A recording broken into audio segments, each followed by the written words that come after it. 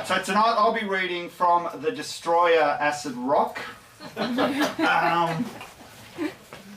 can look at the cover in our book.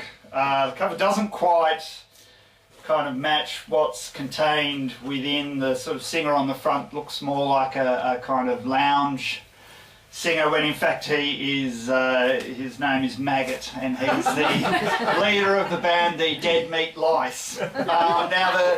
This was the 13th instalment of the Destroyer series, which is men's adventure series. It's run to hundreds of books now. They're still pumping them out. Basically the sort of key theme of the series is a ex-cop turned secret government, semi-government operative who's teamed up with a North Korean martial arts expert who also loves soap operas. Like a lot of the men's adventure series, its politics are pretty dodgy and its treatment of the usual suspects is quite spiteful, but at the same time the kind of humorous interactions of the apprentice and the kind of master are quite amusing. At times the books sort of lack tension because their martial arts skills are so incredible that they tend to just slaughter everyone within, less than a page. But as with a lot of men's adventure novels, the plots, well, these people were pumping out 10, 12 books a year, so the plots could get pretty wild and pretty wacky, and so I guess that's one of the key elements of interest with the Destroyer. So, in Acid Rock, Remo, the protagonist, the ex-cop secret agent, is protecting a kind of young hippie dilettante named Vicky Stoner, who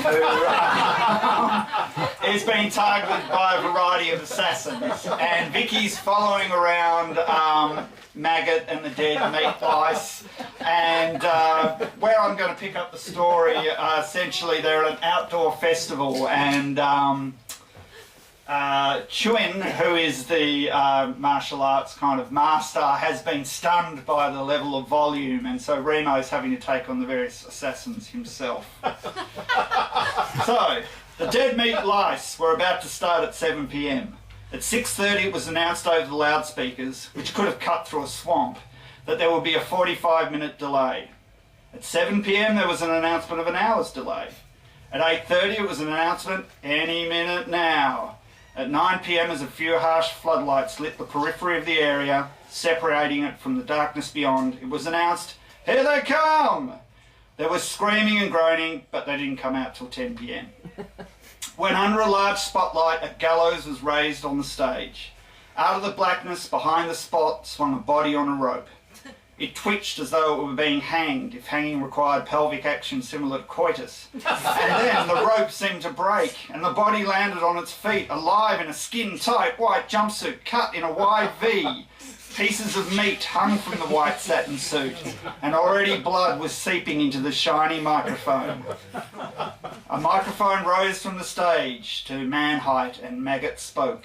"Hello, animals! You're dirt! Dirt waits in the field!" he yelled. This was cheered. In the cheering, Remo noticed the blonde man with the Indian headband was making his move. The weapon he'd been carrying was a small-handled ice pick.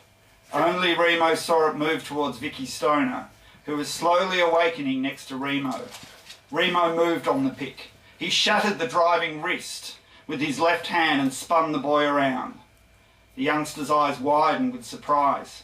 First at the numbness in his attacking hand, and then at what was happening in his heart. Nothing was happening. It wasn't beating. This is what I mean about the action scenes being very brief. It was jelly. He collapsed, spitting internal blood as the crowd obliviously cheered on. The Dead Meat Lice crawled and tumbled onto the stage. There was a drummer who doubled as the beater of the gong. In a round enclosure from the right stage rose a piano, organ and clavichord, with another dead meat louse seated in the middle. A frowsy-headed man with two wind instruments pulled himself up on stage. The crowd cheered the arrival of all three lice. Maggot waved his arm and they sang what Remo made out to be Bed red, mother wrecking tortoise, humpany rah rah, humpany mother wrecking bed said rack luck. Bitchin', screamed Vicky Stoner in Remo's ear. And then the tower to their left gave a wiggle with an explosive pop. And then another pop, and people were falling from it. It was coming down like a sledgehammer right where Vicky Stoner was jumping up and down, screaming with everyone else. The crowd would hamper free movement. So Remo grabbed Vicky like a loaf of bread and drove his way through bodies to what he felt would be the safest place. The tower came whoomphing down, 8 tons of it, crushing a 10-yard stretch of people with a heavy, dull splat. Remo and Vicky were safe. They were at the base of the tower where it had blown off its foundations head high, just where the big man with the scarred face had been casually moving his hands around. Bed red, mother wrecking tortoise, humpany rah rah rah, humpany bed red rack luck. They're going on, someone shrieked. They're going on. Dead lice, dead meat lice, go on and on. Rule forever, dead meat lice, yelled Maggot. Rule forever, dead meat lice, yelled Vicky Stoner.